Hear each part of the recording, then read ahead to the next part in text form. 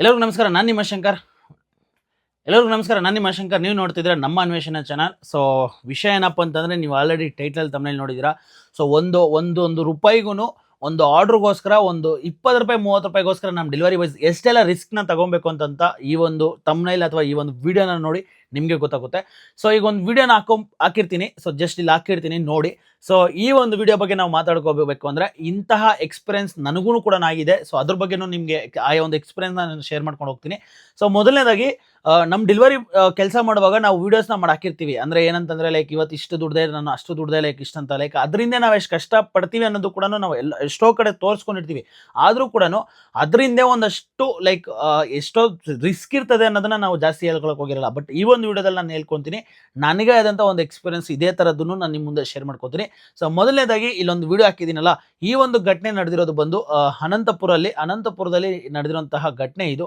ಒಬ್ಬರು customer railway ಸ್ಟೇಷನ್ಗೆ ಆರ್ಡರ್ನ ಬುಕ್ ಮಾಡ್ಕೊಂಡಿರ್ತಾರೆ. ಕಸ್ಟಮರು ಟ್ರೈನಲ್ಲಿ ಇರ್ತಾರೆ, AC ಕೋಚಲ್ಲಿ. ಸೊ ಕಸ್ಟಮರು ಅಂದರೆ ಲೈಕ್ ಏನು ಮಾಡ್ತಾರೆ ಅಂದರೆ, ಬರೋಕ್ಕೆ ಮುಂಚೆನೇ ಬುಕ್ ಮಾಡಿರ್ತಾರೆ, ಲೈಕ್ ತಗೊಂಡಿರ್ತಾರೆ.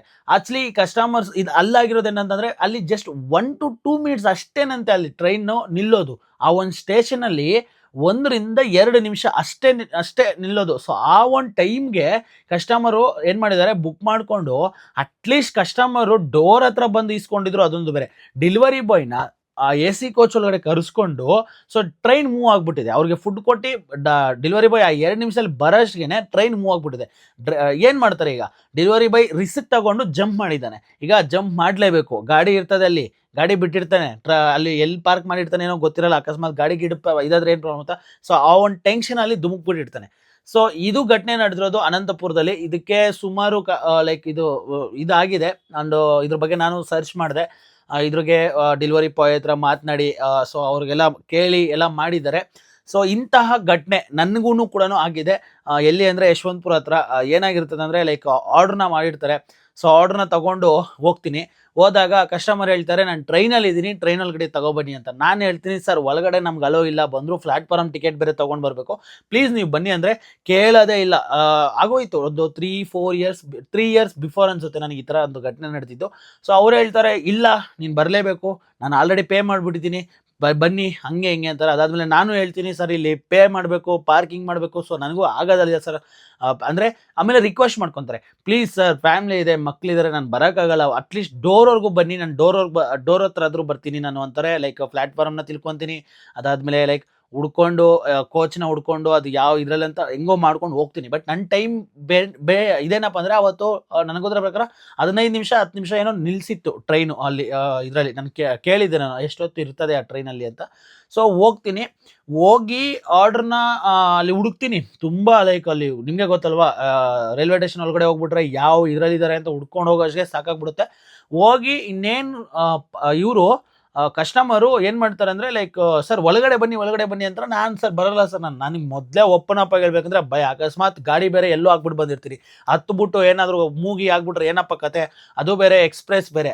ನೆಕ್ಸ್ಟು ಅದು ಎಲ್ಲಿ ನಿಲ್ಲಿಸುತ್ತೋ, ಏನು ಕತೆನೋ, ಏನು ಕರ್ಮನೋ, ಯಾಕಪ್ಪ ಬೇಕು ಅಂದ್ಬಿಟ್ಟು ನಾನು ಆಗೋದೇ ಇಲ್ಲ ಸರ್. ನಾನು ಇಲ್ಲಿವರೆಗೂ ಫಸ್ಟ್ ಆಫ್ ಆಲ್ ಬರೋಂಗೆ ಇಲ್ಲ ನಾವು. ನಮ್ಗೆ ಅದು ಆಕ್ಚುಲಿ ಹೇಳ್ಬೇಕಂದ್ರೆ, ನಮ್ಮ ಡೆಲಿವರಿ ಬಾಯ್ಸು ನನಗೆ ಗೊತ್ತಿರೋ ಪ್ರಕಾರ ಹೋಗ್ಲೇ ಕೂಡ್ದು ಒಳಗಡೆಗೆ. ಬಿಕಾಸ್ ನಮಗೆ ಏನು ಗೊತ್ತಾ, ಕಸ್ಟಮರ್ ಬುಕ್ ಮಾಡಿರೋ ಜಾಗಕ್ಕೆ ಎತ್ಕೊಂಡೋಗಿ ಕೊಡಬೇಕು. ರೈಲ್ವೆ ಸ್ಟೇಷನ್ ಅಂತ ಹಾಕಿದ್ರೆ ರೈಲ್ವೆ ಸ್ಟೇಷನ್ ಆಚೆ ಎತ್ಕೊಂಡೋಗಿ ಕೊಡಬೇಕು. ಅವರು ಆ ಕೋಚ್ಗೆ ಒಳಗಡೆ ರಿಸ್ಕ್ ತಗೊಂಡು ಗಾಡಿ ಎಲ್ಲೋ ಪಾರ್ಕ್ ಮಾಡಿಬಿಟ್ಟು ಪ್ಲಾಟ್ಫಾರ್ಮು ಅವೆಲ್ಲ ಟಿಕೆಟ್ಗಳು ಅವೆಲ್ಲ ನಮಗೆ ಅವಶ್ಯಕತೆನೇ ಇಲ್ಲ. ಅದು ಕ್ಯಾನ್ಸಲ್ ಆದರೂ ಪರವಾಗಿಲ್ಲ, ನಾನು ಹೇಳ್ಬಿಡ್ತೀನಿ. ಅಷ್ಟು ರಿಸ್ಕ್ನ ತಗೊಳ್ಳೋಕ್ಕೆ ನೀವು ಮುಂದಿನ ಏನಾದರೂ ಈ ಥರ ಕರೆದ್ರೆ ಹೋಗಲೇಬೇಡಿ. ಸೊ ನನಗೆ ಆಮೇಲೆ ಏನು ಮಾಡ್ತಾರೆ, ಕಸ್ಟಮರು ಡೋರ್ ಹತ್ರ ಬರ್ತಾರೆ. ಕರೆಕ್ಟಾಗಿ ಅವರು ಡೋರ್ ಹತ್ರ ಬಂದು ಕಸ್ಟಮರ್ ನಾನು ನೋಡೋಷ್ಗೆ ಟ್ರೈನ್ ಓಡೋಗುತ್ತೆ. ಓಡೋಗಿ ಆಮೇಲೆ ಕಸ್ಟಮರ್ಗೆ ಪಾಸ್ ಮಾಡ್ತೀನಿ. ಇನ್ ಕೇಸ್ ನಾನು ಏನಾದರೂ ಅಕಸ್ಮಾತ್ ಬಿಟ್ಟಿದ್ದಿದ್ರೆ ನನ್ನ ಎಲ್ಲೋ ಚೆನ್ನೈಯೋ ಯಾವುದೋ ಇದಕ್ಕೆ ಹೋಗಿ ನಿಲ್ಲಿಸ್ಬಿಡ್ತಿದ್ರು, ಹೋಗ್ಬಿಟ್ಟು ಅಲ್ಲೋಗಿ ನಾನು ಇಳಿಬೇಕಾಗುತ್ತೆ. ಅದು ಬೇರೆ ಎಕ್ಸ್ಪ್ರೆಸ್ಸು, ಎಲ್ಲೂ ಸ್ಟಾಪ್ ಇಲ್ಲ ಅನ್ಸುತ್ತೆ ನನಗೆ ಗೊತ್ತಿರೋ ಪ್ರಕಾರ. ಅದು ನೆಕ್ಸ್ಟ್ ಸ್ಟಾಪ್ ಎಲ್ಲೂ ಕೂಡ ನಂಗೆ ಗೊತ್ತಿಲ್ಲ. ಸೊ ಅಂತಹ ಸಿಚುವೇಶನ್ ನಾನು ಫೇಸ್ ಮಾಡಿದ್ದೀನಿ. ಸೊ ಇಂಥ ಸಿಚುವೇಶನ್ ನನಗೆ ಗೊತ್ತಿರೋ ಪ್ರಕಾರ ಇದು ಫೂಲ್ನೆಸ್ಸು ಕಸ್ಟಮರ್ ಮಾಡೋಂತಹ ಲೈಕ್ ತಲೆ ಇಳ್ದಿರೋ ಕೆಲಸ. ಕಸ್ಟಮರ್ಗಳು ಮನಸ್ಥಿತಿಯಲ್ಲಿ ನಾನು ದುಡ್ಡು ಕೊಡ್ತೀನಿ ತಾನೆ, ನಾನು ಬುಕ್ ಮಾಡ್ತೀನಿ ತಾನೆ, ಎಲ್ಲರಿಗೂ ಆದರೂ ತಗೊಬಂದು ಕೊಡ್ತಾರೆ ಡೆಲಿವರಿ ಬಾಯ್ಸು, ಆ ಕಂಪ್ನಿಯವರು ಇದ್ದಾರೆ ಅಂದ್ಬಿಟ್ಟು ಲೈಕ್ ಆ ಒಂದು ಮೆಂಟಾಲಿಟಿಯಿಂದ ನಮ್ಮಂತ ಎಷ್ಟೋ ಜನ ಈ ಥರ ಆಗ್ತಾನೆ ಇರ್ತವೆ. ಸೊ ಈಗ ಫಾರ್ ಎಕ್ಸಾಂಪಲ್ ಬೇರೆ ಬೇರೆ ಥರನೂ ಆಗಿದ್ದಾವೆ. ಲೈಕ್ ಎಲ್ಲೋ ಇರ್ತಾರೆ ಕಸ್ಟಮರು, ರೈಲ್ವೆ ಲೊಕೇಶನ್ ಹಾಕ್ಬಿಟ್ಟಿರ್ತಾರೆ, ಅಂದು ಅವ್ರಿಗೆ 3 ಗಂಟೆಗೆ ಟ್ರೈನ್ ಇರ್ತದೆ, ನಾವು 2:45ಗೆ ಹೋಗ್ಬಿಟ್ಟು ಅವರು ಬರೋವರೆಗೂ ನಾವು ಕಾಯ್ದಿದ್ದೀವಿ. ಸೊ ವೆಯ್ಟ್ ಮಾಡಬೇಕಾಗುತ್ತೆ. ಸೊ ಇಂತಹ ಸಿಚುವೇಶನ್ಸು ನಾವು ನೋಡಿದ್ದೀವಿ. ಸೊ ನಾನು ಹೇಳೋದೇನಪ್ಪ ಅಂತಂದರೆ, ದಯವಿಟ್ಟು ನನ್ನ ಕಸ್ಟಮರ್ಸ್ಗೆ ಇಂತಹ ಪರಿಸ್ಥಿತಿಗಳು ನಮ್ಮ ಡೆಲಿವರಿ ಬಾಯ್ಸ್ಗೆ ಕ್ರಿಯೇಟ್ ಮಾಡೋಕ್ಕೆ ಹೋಗ್ಬೇಡಿ. ಬಿಕಾಸ್ ಜಸ್ಟ್ ನೀವು ಥಿಂಕ್ ಮಾಡಿ, ಜಸ್ಟ್ 2 ಸೆಕೆಂಡ್ಸ್ 2 ಮಿನಿಟ್ಸ್ ನೀವೇನು ಈಗ ಫಾರ್ ಎಕ್ಸಾಂಪಲ್ ಅನ್ಕೊಂತೀರಾ, ಅಕಸ್ಮಾತ್ ಏನಾದರೂ ಡೆಲಿವರಿ ಬಾಯ್ ಬಂದಿಲ್ಲ ಅಂದರೆ ನಾನು ಕ್ಯಾನ್ಸಲ್ ಹೊಡೆದ್ಬಿಡ್ತೀನಿ, ನನಗೆ ಅಮೌಂಟ್ ರೀಫಂಡ್ ಆಗುತ್ತೆ, ಬಂದರೆ ಬರುತ್ತೆ, ಇಲ್ಲ ಈ ಥರ ಮೆಂಟಾಲಿಟಿ ನೀವು ಮಾಡಿರ್ತೀರಾ. ಬಟ್ ಆದರೆ ಅಲ್ಲಿ ಡೆಲಿವರಿ ಬಾಯ್ಗೆ ಎಷ್ಟು ಕಷ್ಟ ಆಗುತ್ತಂದರೆ, ಒಂದು ಈ ಥರ ಸಿಚುವೇಶನ್ಸ್ ಆಗುತ್ತೆ. ಅದಾದಮೇಲೆ ಇನ್ನೊಂದೇನಂತಂದರೆ, ಅಲ್ಲಿವರೆಗೂ ಬಂದು ನೀವೇನಾದರೂ ಆ ಆರ್ಡ್ರನ್ನ ಕ್ಯಾನ್ಸಲ್ ಮಾಡಿದ್ರೆ ಆ ಅಮೌಂಟ್ ಬಂದ್ಬಿಟ್ಟು ಡೆಲಿವರಿ ಪಾರ್ಟ್ನರ್ಗೆ ಬರಲ್ಲ. ಅದಾದಮೇಲೆ ಇನ್ಸೆಂಟಿವ್ ಅಂತ ಇರ್ತದೆ, ಆ ಇನ್ಸೆಂಟಿವ್ಗೆ ನಮಗೆ ಈ ಒಂದು ಆರ್ಡರ್ ಕೌಂಟ್ ಆಗಲ್ಲ. ಸೊ ನಮ್ಮದು ಟೈಮ್ ಎಲ್ಲ ವೇಸ್ಟ್ ಆಗುತ್ತೆ, ಲೈಕ್ ನಮಗೂ ತುಂಬ ಪ್ರಾಬ್ಲಮ್ ಆಗುತ್ತೆ. ಸೊ ನಮ್ಮನ್ನು ಕೂಡ ಒಂಚೂರು ಯೋಚನೆ ಮಾಡಿ. ಸೊ ನೀವು ಮಾಡುವಂತಹ ಈ ಥರ ಕೆಲಸದಿಂದ ನಮಗೆ ದುಡ್ಡಿನ ಆಸೆ, ಓಕೆ ಓಪನ್ ಅಪ್ ಆಗಿ ಹೇಳ್ಬಿಡ್ತೀನಿ, ಇವತ್ತು ಟಾರ್ಗೆಟ್ ಮಾಡಲೇಬೇಕು, ನಮ್ಮ ಕಮಿಟ್ಮೆಂಟ್ಗೆ ದುಡ್ಡು ಮಾಡಲೇಬೇಕು ಅನ್ನೋ ಒಂದು ಆಸೆಗೆ ನಾವು ರಿಸ್ಕ್ ತಗೊತೀವಿ. ಸೊ ರಿಸ್ಕ್ ತಗೊಂಡು ಇಂತಹ ಏನಾದರೂ ಹೆಚ್ಚು ಕಮ್ಮಿ ಆದರೆ ಯಾರೂ ಬಂದು ಆಗಲ್ಲ, ಯಾರೂ ಕಂಪ್ನಿಯವನು ಆಗಲ್ಲ, ಇಲ್ಲ ಕಸ್ಟಮರು ಆಗಲ್ಲ, ಯಾರೂ ಆಗಲ್ಲ. ಇದನ್ನ ಓಪನ್ ಅಪ್ ನಮ್ಮ ಡೆಲಿವರಿ ಬಾಯ್ಸ್ಗೆ ಹೇಳ್ತೀನಿ, ಒಂದೊಂದು ತಲೆಯಲ್ಲಿ ಇಟ್ಕೊಳ್ಳಿ. ಈ 5 ನಿಮಿಷ 10 ನಿಮಿಷ ಏನೋ ಒಂದು ಇಲ್ಲ ಒಂದು ದಿವಸ ಇನ್ಸೆಂಟಿವ್ಗೋಸ್ಕರ ರಿಸ್ಕ್ ತಗೋಬೇಕು, ಬಟ್ ಓವರ್ ರಿಸ್ಕ್ ಎಲ್ಲ ತಗೊಳಕ್ಕೆ ಹೋಗ್ಬೇಡಿ. ಏನಕ್ಕೆ ಅಂತಂದರೆ, ಎಂಡ್ ಆಫ್ ದ ಡೇ ಯಾವ ಕಂಪ್ನಿ ಕೂಡ ನಿಮ್ಗೆ ಸಪೋರ್ಟಾಗಿ ನಿಲ್ಲಲ್ಲ, ಯಾವ ಕಸ್ಟಮರು ನಿಮ್ಗೆ ಸಪೋರ್ಟಾಗಿ ನಿಲ್ಲಲ್ಲ. ಸೊ ಏನಾದರೂ ಹೆಚ್ಚು ಕಮ್ಮಿ ಆದರೆ ಅದಕ್ಕೆ ನೀವೇ ಜವಾಬ್ದಾರಿ ಆಗಿರ್ತೀರ. ಸೊ ಇದನ್ನಂತೂ ತಲೆಯಲ್ಲಿ ಇಟ್ಕೊಳ್ಳಿ. ಆ್ಯಂಡ್ ಈ ಥರ ಸಿಚುವೇಶನ್ಸ್ನ ನನಗೋದ್ರ ಪ್ರಕಾರ ತುಂಬ ಜನ ಫೇಸ್ ಮಾಡಿದ್ದೀರ ಅಂತ ನಾನು ಅಂದ್ಕೊಂಡಿದ್ದೀನಿ. ಬಿಕಾಸ್ ನಾನೇನೇ ಈ ಥರ ನಮಗೆ ನಮ್ಮ ಝೋನಲ್ಲಿ ಯಶವಂತಪುರ ರೈಲ್ವೆ ಸ್ಟೇಷನ್ ಹತ್ರ.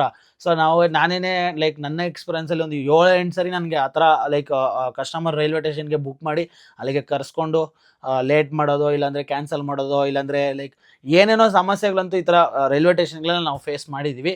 ಬಟ್ ನಾನು ಈ ಥರ ಸಿಚುವೇಶನ್ನು ಒಂದು ಫೇಸ್ ಮಾಡಿದ್ದೀನಿ. ಬಟ್ ನಾನು ಹೇಳೋದು, ನಮ್ಮ ಡೆಲಿವರಿ ಬಾಯ್ಸ್ಗೆ ಯಾರಾದರೂ ಮುಂದಿನ ದಿನಗಳಲ್ಲಿ ರೈಲ್ವೆ ಸ್ಟೇಷನಲ್ಲಿ ಕಸ್ಟಮರ್ ಏನಾದರೂ ಆರ್ಡ್ರ್ ಮಾಡಿದ್ರೆ ಫಸ್ಟೇ ಕಾಲ್ ಮಾಡ್ಕೊಬಿಡಿ, ಓಕೆನಾ. ರೆಸ್ಟೋರೆಂಟ್ ಹತ್ರನೇ ಕಾಲ್ ಮಾಡಿಕೊಂಡು, ಸರ್ ನಾನು ಹೊರಟಿದ್ದೀನಿ ಸರಿನಾ, ನಾನು ರೈಲ್ವೆ ಸ್ಟೇಷನ್ ಗೇಟ್ ಹತ್ರ ಬರ್ತೀನಿ, ಎಂಟ್ರೆನ್ಸ್ ಹತ್ರ ಬರ್ತೀನಿ, ಅಲ್ಲಿಗೆ ನೀವು ಬನ್ನಿ ಅಂತ ಹೇಳಿ ಅಲ್ಲಿಗೆ ಕರೆಸ್ಕೊಳ್ಳಿ. ಬಿಕಾಸ್ ನಾನು ಅಲ್ಲೋಗಿ ಗಾಡಿ ಪಾರ್ಕ್ ಮಾಡ್ತೀನಿ ಅಂದರೆ ಪಾರ್ಕಿಂಗ್ ಚಾರ್ಜ್ ಕೊಡಬೇಕು, ಪ್ಲಾಟ್ಫಾರ್ಮ್ ಪೇ ಕೊಡಬೇಕು. ಅವ್ರು ಹೇಳ್ತಾರೆ ನಾವು ಕೊಡ್ತೀವಿ ಅಂತ, ಬಟ್ ಕೊಟ್ಬಿಟ್ಟು ನಾವು ಒಳಗಡೆ ಹೋದ್ಮೇಲೆ ಈ ಥರ ಸಮಸ್ಯೆಗಳಾದರೆ ಯಾರೂ ನಮಗೆ ರೆಸ್ಪಾನ್ಸಿಬಿಲಿಟಿ ತಗೊಳ್ಳಲ್ಲ. ಸೊ ದಯವಿಟ್ಟು ನಾನು ಹೇಳ್ತೀನಿ, ಫಸ್ಟೇ ಫೋನ್ ಮಾಡಿಬಿಟ್ಟು, ಸರ್ ನಾನು ಒಳಗಡೆ ಅಂತೂ ಬರಲ್ಲ, ನಿಮಗೇನಾದರೂ ಫುಡ್ಡಿನ ಅವಶ್ಯಕತೆ ಇದ್ದರೆ ದಯವಿಟ್ಟು ನೀವು ಗೇಟ್ ಹತ್ರ ಮೈನ್ ಎಂಟ್ರೆನ್ಸ್ ಹತ್ರ ಬನ್ನಿ, ನಾವು ಅಲ್ಲಿಗೆ ಬರ್ತೀವಿ, ನಮ್ದು ಅಷ್ಟೇ ಕೆಲಸ. ಇನ್ ಕೇಸ್ ನಾವೇನಾದರೂ ಒಳಗಡೆ ಬಂದರೆ ನಮಗೆ ಸಮಸ್ಯೆ ಆಗುತ್ತೆ, ನಮಗೆ ಕಂಪ್ಲೇಂಟ್ ಆಗುತ್ತೆ, ಸೊ ನಾವು ಬರೋಂಗಿಲ್ಲ, ನಮಗೆ ಅಲೋನೂ ಇಲ್ಲ ಅಂತ ಹೇಳ್ಬಿಟ್ಟು ಡೈರೆಕ್ಟಾಗೆ ಹೇಳಿ. ಸೊ ಇದು ನನ್ನ ಒಂದು ಅನಿಸಿಕೆ ಈ ವಿಚಾರದ ಬಗ್ಗೆ. ಆ್ಯಂಡ್ ಈ ವಿಚಾರನ ತುಂಬ ಜನ ನನಗೆ ಶೇರ್ ಮಾಡಿ ಇದ್ರ ಬಗ್ಗೆ ಮಾತಾಡಿ ಅಂತ ಹೇಳಿದ್ರಿ. ಸೊ ಇದ್ರ ಬಗ್ಗೆ ನಾವು ಮಾತಾಡಬೇಕು ಅಂತಂದರೆ, ಲೈಕ್ ಆ ಹುಡುಗನ ಲೈಕ್ ಆ ಹುಡುಗ ಸೇಫ್ ಆಗಿದ್ದಾನೆ, ಆ ಹುಡುಗನಿಗೇನು ತೊಂದರೆ ಆಗಿಲ್ವಂತೆ. ಇಲ್ಲಿ ಏನೋ ಒಂಚೂರು ಚಿನ್ನ ಅಂತ ಇರ್ತಲ್ಲ, ಇಲ್ಲಿ ಏಟಾಗಿದೆ ಅಂತೆ. ಸದ್ಯಕ್ಕೆ ನನಗನ್ಸಿರೋ ಪ್ರಕಾರ ಯಾವುದೇ ಆ ಹುಡುಗನ ಯಾವ ಕಡೆ ಎದ್ದು ಬಂದು ಏನೋ ಗೊತ್ತಿಲ್ಲ, ಆ ಹುಡುಗನ ಒಂದು ಏನೋ ಧೈರ್ಯನೂ ಮೆಚ್ಕೋಬೇಕು. ಒಂದು ಕಡೆ ಆ ಹುಡುಗನ ಲಕ್ಕಿಂದ ಸೊ ಯಾವುದಾದ್ರೂ ಪೋಲ್ಗೋ ಇಲ್ಲ ಏನಾದರೂ ಇದಕ್ಕೇನಾದರೂ ಹೊಡ್ಕೊಂಡಿದ್ದಿದ್ರೆ ಮೇ ಬಿ ಹುಡುಗನ ಪರಿಸ್ಥಿತಿ ಇವತ್ತಿನ ದಿನ ಬೇರೆ ಥರ ಇರ್ತಿತ್ತು. ಸೊ ದೇವ್ರ ದಯ ಹುಡುಗನಿಗೆ ಇಲ್ಲಿ ಮಾತ್ರ ಒಂಚೂರು ರೇಟ್ ಆಗಿದೆ. ಸೊ ಹುಡುಗ ಸೇಫ್ ಆಗಿದ್ದೇನೆ ಅಂತೆ. ಸೊ ವೀಡಿಯೋಸ್ನ ನೋಡಿದೆ ನಾನು. ಆ್ಯಂಡ್ ಇದು ನಡೆದಿರೋದು ಅನಂತಪುರಲ್ಲಿ. ಸೊ ಈ ಥರ ಘಟನೆಗಳು ನಮ್ಮ ಇಂಡಿಯಾದಲ್ಲಿ ಸುಮಾರು ನಡೀತಾನೆ ಇರ್ತವೆ. ಬಟ್ ಆದರೆ ಒಂದಷ್ಟು ಬೆಳಕಿಗೆ ಬರ್ತವೆ, ಒಂದಷ್ಟು ಬೆಳಕಿಗೆ ಬರೋಲ್ಲ ಅಷ್ಟೇ. ಬಟ್ ನಾನು ಹೇಳೋದು, ಎಲ್ಲದಕ್ಕಿಂತ ಮುಖ್ಯವಾಗಿ ನಮ್ಮ ಡೆಲಿವರಿ ಬಾಯ್ಸ್ಗೆ ನಾನು ಹೇಳೋದು, ನಾವೇ ಸೇಫ್ ಆಗಿದ್ದರೆ, ನಾವೇ ಹುಷಾರಾಗಿದ್ದರೆ, ನಮ್ಮ ಸೇಫಾಗಿ ನಾವಿದ್ದರೆ ಏನೂ ಆಗಲ್ಲ ಅಂತ ನಾನು ಹೇಳ್ತೀನಿ. ಸೊ ಹೆಲ್ಮೆಟ್ ವಿಚಾರ, ಗಾಡಿ ವಿಚಾರ, ಆಕ್ಸಿಡೆಂಟ್ ಆಗಲು ವಿಚಾರದಲ್ಲಿ ನಾವು ಹೆಲ್ಮೆಟ್ ಹಾಕ್ಕೊಂಡು ನಾವು ಕೆಲಸ ಮಾಡಿದಾಗ ಸೊ ಏನೂ ಆಗಲ್ಲ. ಸೊ ನಾವು ವಿತೌಟ್ ಹೆಲ್ಮೆಟ್ ಓಡಿಸಿ ನಾವು ರಿಸ್ಕ್ ತೊಗೊತೀವಲ್ಲ, ಅದೇ ಥರನೇ ಇದು ಕೂಡ.